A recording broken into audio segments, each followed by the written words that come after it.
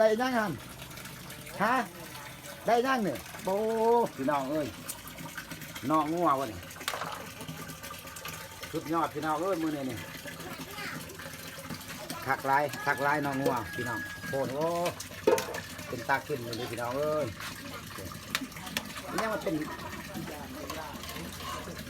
ภายในจะกินสบายดีFCเมื่อมือสุคนพอกันอีกแล้วกับซองบาวบุกนี่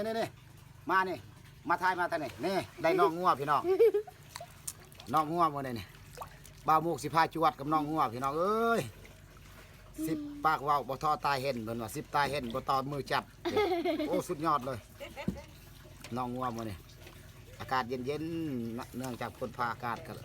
บดบนตกฝนตกกันเลยเรียบาวมุกกับหาน้องงัวมากินนี่ผู้ใดจะกินน้องงัวสามารถทักหาบาวมุกเด้อนี่น้องงัวบาวมุกสิมาเฮ็ดน้องงัวกินพี่น้อง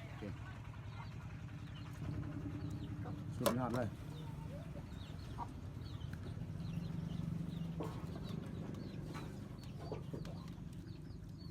ซอยตอน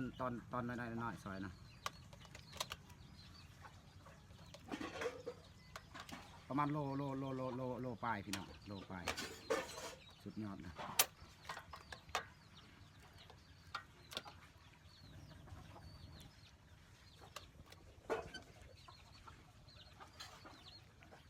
มาซอย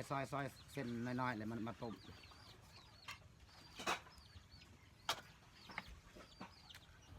มาเด้อใครจะกินเด้อมาจวดน้ำกันมาแซ่น้ำกันโอเคประมาณโลกว่านี่แหละ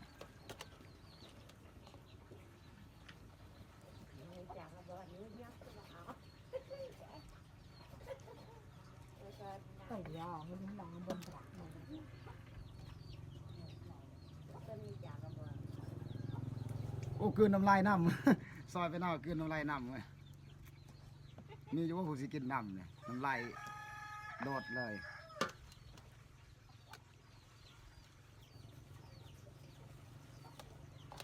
สุดยอดพี่น้องเอ้ยบอกเรื่อง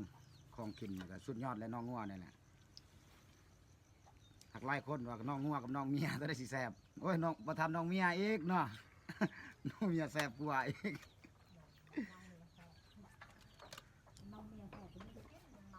ขอโทษขออภัยเด้อผู้ใดบ่มักกินเด้ออันนี้ยังสิได้ต้มรอบ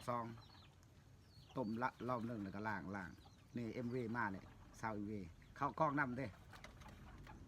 มาเข้ากล้องนำกันอยู่หน่อยซาว MV นี่เมื่อหน้าสิเอามาเป็น MV บาวมุกเด้